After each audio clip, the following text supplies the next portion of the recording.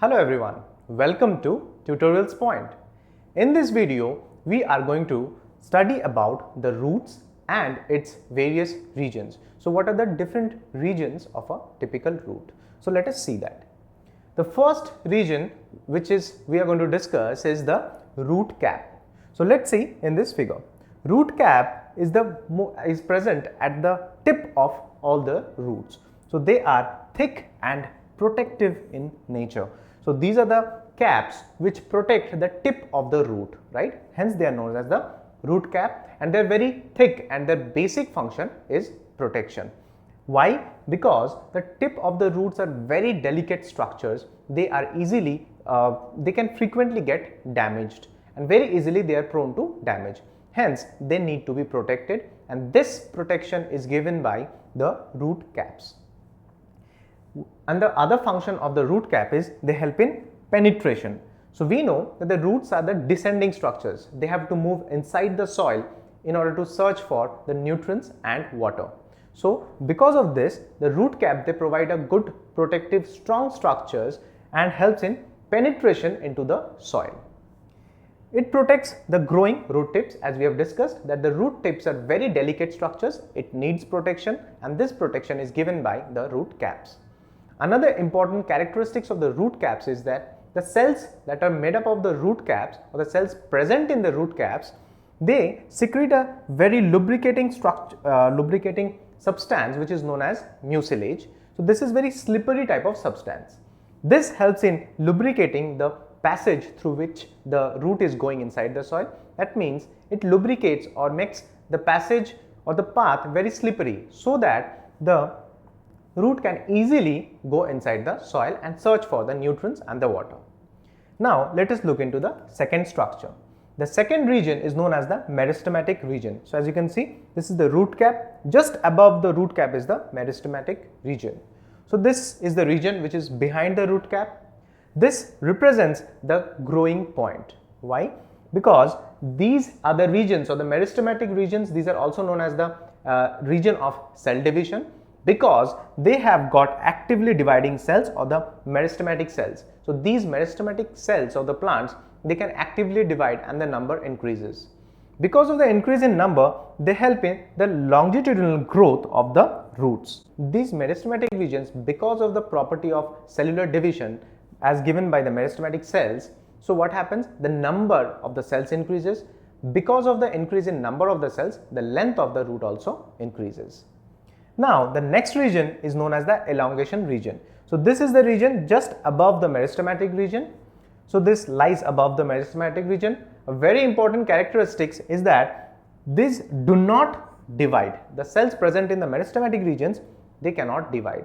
But why then it is known as the elongation region? Because these cells can elongate rapidly, and mostly the length of the roots get increased, or the length gets bigger, longer, because of this region. Because the cells which have divided in the meristematic region, now they move into the elongation region, and here the cell starts elongating, or the length increases a lot. So because of this, the length of the whole root also increases. So elongation region helps in majorly increasing the length of the roots. The next region which we are going to study is a very important region which is known as the root hairs. So what are root hairs? These are hair-like structure which is possessed by the roots, as you can see over here. So these are all root hairs. So these are the tubular growths. A very important characteristics of the root hairs is that all these hairs we are seeing, these are all single cellular tubular structures. So these are made up of single cells. So what is the importance of the root hairs? Root hairs actually help in absorbing water that takes place in the roots. So the absorption of the water and minerals takes place mostly through the root hairs. Because of the presence of very minute hair-like structure, the root hairs actually increases the surface area for absorption. So this is a very important characteristics feature of the root hairs of the roots, because of which it can absorb a lot of water and minerals. The next structure, or the last structure, is known as the maturation region. So this is the area, as labeled over here, is known as the maturation region. So these cells undergo changes.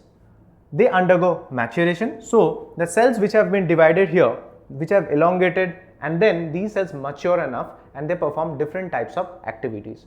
Also, a very important characteristics of this region of maturation is that the cells present over here, they start differentiating. That means similar type of cells, they start forming different types of cells with different functions. For example, they start differentiating into cortex type of cells, endodermis, cells which are present in xylem, cells which are present in phloem. So all these structures we know, these are the different structures of the plants which perform different activities and different functions.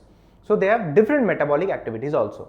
So the cells are common, but they have differentiated into different types of cells which now will perform different functions.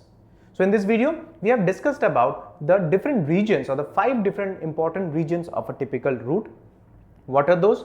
The lowermost region is the root cap. Just above the region is known as the meristematic region or the region of cell division. Here the cells divide. Above that is the elongation region where the cells elongate, because of which the length of the roots increases. Then comes the root hairs, which increases surface area for absorption, and these are the major sites for the absorption of water and minerals.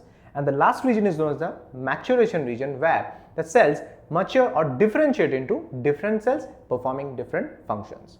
So in this video, we have discussed about the different types of the different activities of the different parts of the roots. I hope you have understood and liked this video. Thank you.